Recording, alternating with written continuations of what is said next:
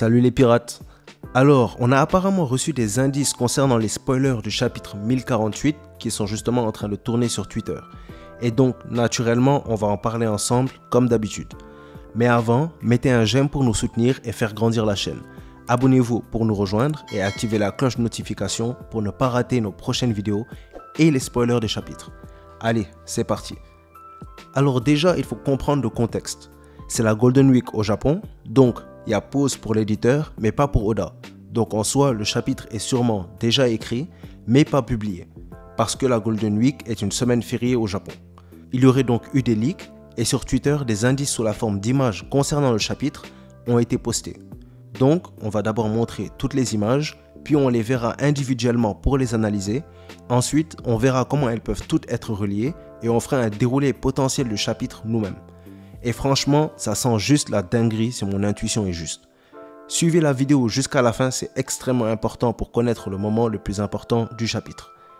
Alors, on a 3 images. Déjà, un bus avec de la fumée qui en sort, puis l'image d'un personnage de cartoon en prison, et ensuite un passage du combat du toit avec Zoro et Killer qui attaquent Kaido, ce sur quoi j'ai une théorie incroyable, donc on gardera cette image pour la fin. Maintenant, on va voir chacune de ces images individuellement et on va les analyser. Donc, déjà, la première image, le bus avec de la fumée qui en sort. Quand je vois la fumée sortir du bus, ça me fait penser à 2 choses. Déjà, un feu dans un endroit pratiquement confiné, ce qui me fait penser à l'incendie de l'île.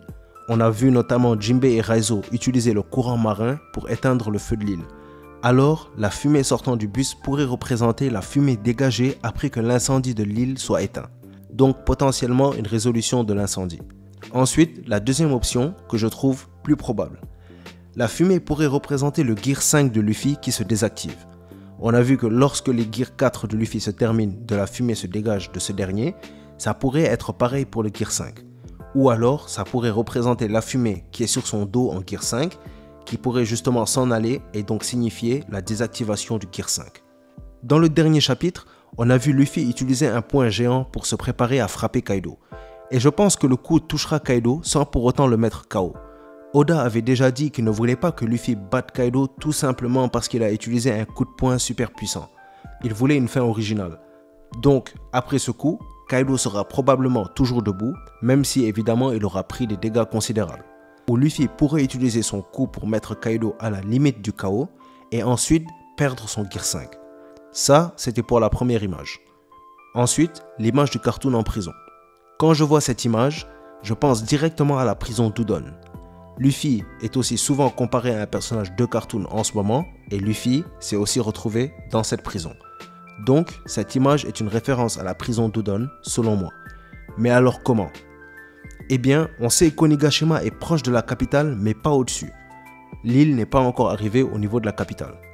Si on regarde la carte de Wano attentivement, les 2 régions les plus proches de la capitale en direction d'Onigashima sont Udon et Akumai. Il est donc très possible qu'en ce moment, l'île d'Onigashima soit en train de survoler la région d'Udon. Et donc, si Momonosuke arrive à dégager l'île de la trajectoire du coup de Luffy, il est possible que Kaido soit directement envoyé s'écraser dans la prison d'Udon, un endroit où il a soumis les samouraïs et les habitants de Wano l'opposant à l'esclavage. Et donc on pourrait peut-être avoir une pensée de Kaido par rapport à ses actions, qu'elles soient positives ou négatives. Ça, c'était pour la deuxième image. Enfin, la dernière image, celle de Killer et Zoro en train d'attaquer Kaido. Et je pense que c'est l'élément d'ailleurs dont il y a le plus à tirer. Alors, déjà parlons de la présence de Killer et Zoro. Pour commencer, je pense que Killer ne fera pas d'apparition dans le chapitre, mais je pense qu'il représente quelque chose d'autre. La première fois que Killer a été aperçu à Wano, c'était en tant que Kamazo. Et à ce moment, Killer représentait une faucheuse. L'arme qu'il portait était une faux, comme la faucheuse. Il en portait 2 même. Et lorsqu'il a combattu Zoro, il a été vaincu par la même attaque que Zoro utilise dans cette partie du chapitre. D'ailleurs, l'apparition de Kamazo contre Zoro est exactement 100 chapitres avant que Zoro soit confronté à la faucheuse.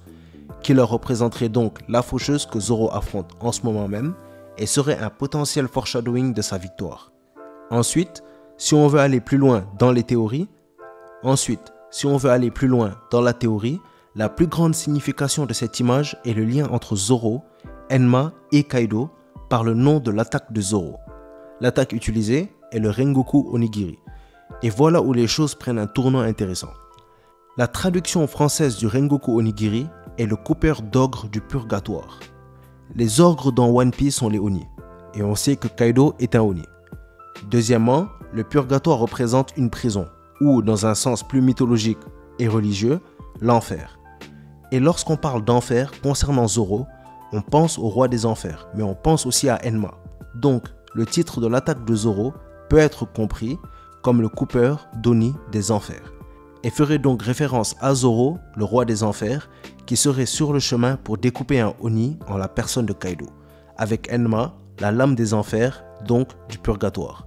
Vous savez que je crois que Zoro sera celui qui tuera Kaido. J'ai une vidéo dessus, que je vous incite d'ailleurs à aller voir. Je montre pourquoi Zoro sera celui qui découpera Kaido et comment l'auteur nous l'a déjà communiqué. Je vous laisse le lien à la vidéo en description pour ceux qui veulent aller la voir. De plus, vous êtes sûrement au courant que le titre de Zoro, du roi des enfers, porte aussi un double sens, celui du roi des samouraïs. Zoro aurait donc impliqué qu'il deviendrait le roi des samouraïs. Comme par hasard, Kaido n'a jamais cessé de répéter que plus jamais un samouraï aussi fort qu'Oden n'apparaîtra. Mais Zoro a dit qu'il allait devenir le roi des samouraïs. Mais alors la question à se poser, c'est comment est-ce qu'il va le devenir? Pour le faire, il devrait surpasser ses prédécesseurs samouraïs tels qu'Oden et Ryuma. Alors évidemment, on sait qu'ils sont tous les deux morts, donc il va être difficile de les comparer au niveau de la puissance. Mais voilà ce qui est intéressant. Il peut les surpasser au niveau de la légende. Combativement, Oden et Ryuma sont tous les deux connus pour avoir comme plus grand accomplissement, comme par hasard, avoir combattu un dragon. Ryuma en a découpé un, menaçant de détruire la capitale, et Oden a été le seul à avoir infligé une cicatrice à Kaido avant Zoro, et l'a presque battu si seulement le combat n'avait pas été interrompu. Donc pour surpasser leur légende, il doit accomplir plus que les actes de ces deux hommes. Et là, il a l'opportunité parfaite. Si Zoro découpe Kaido, alors en légende, il les aura surpassés. Il aura tué celui qu'Oden n'a pas tué et aura découpé un dragon qui était aussi un Yonko, l'un des plus forts pirates, et aura donc surpassé en légende Ryuma. Et à ce moment, en légende, Zoro deviendrait le roi des samouraïs. Maintenant, on va résumer tous les points des indices et on va faire le déroulé. Donc voilà, selon moi, en gros, les éléments clés du chapitre. Luffy va réussir à atteindre Kaido avec le coup qu'il a préparé au chapitre 1047, et on aura peut-être aussi une conclusion sur l'état de l'incendie d'Onigashima. Momonosuke va réussir à déplacer l'île d'Onigashima hors de la trajectoire du coup de Luffy, sûrement en réussissant à créer des nuages de feu. Après avoir reçu le coup de Luffy, Kaido va atterrir sur Udon. Luffy, quant à lui, perdra son Gear 5 après avoir fait à Kaido de gros dégâts, ce qui fera aussi sûrement disparaître les nuages de feu de Kaido et forcera Momo à réussir à porter Onigashima lui-même. Aussi, la situation de Zoro nous sera clarifiée et on en connaîtra la conclusion, ou du moins le développement, qui, comme on l'a théorisé depuis longtemps, pourrait être une épreuve d'Enma qui conduirait à la première lame noire de Zoro. Cette situation sera celle qui conduira à la mort de Kaido par Zoro dans les prochains chapitres selon moi, ce qui pourrait expliquer la présence de Kaido sur l'image. Dans ma vidéo sur Zoro qui découpe Kaido il y a déjà un mois, j'avais théorisé que Luffy allait prendre l'avantage sur ce dernier et que c'est lorsque Luffy prendra l'avantage sur Kaido qu'il ne sera plus en mesure de poursuivre le combat et que Zoro sera celui qui tuera Kaido pour lui donner le coup final. Sauf que le scénario que j'avais imaginé était différent de celui-là, mais c'était la même idée de base, juste le déroulé est différent. Je ferai une mise à jour dessus la semaine prochaine après le chapitre, donc ne la ratez pas. Voilà en gros mes opinions sur les spoilers et sur les indices laissés par les leakers. Et sur ce qui concerne Zoro, dites-moi ce que vous en pensez dans les commentaires. Aussi, est-ce que les images peuvent vouloir dire autre chose que ce que j'y ai vu? Donnez vos avis et on en discutera. S'il y a une mise à jour concernant les spoilers, je vous tiendrai au courant. En attendant, si vous avez aimé la vidéo ou qu'elle vous a appris quelque chose, mettez un j'aime pour nous soutenir, abonnez-vous et mettez la cloche de notification pour ne rien rater de nos prochaines vidéos.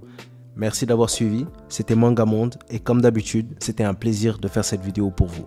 A bientôt les pirates.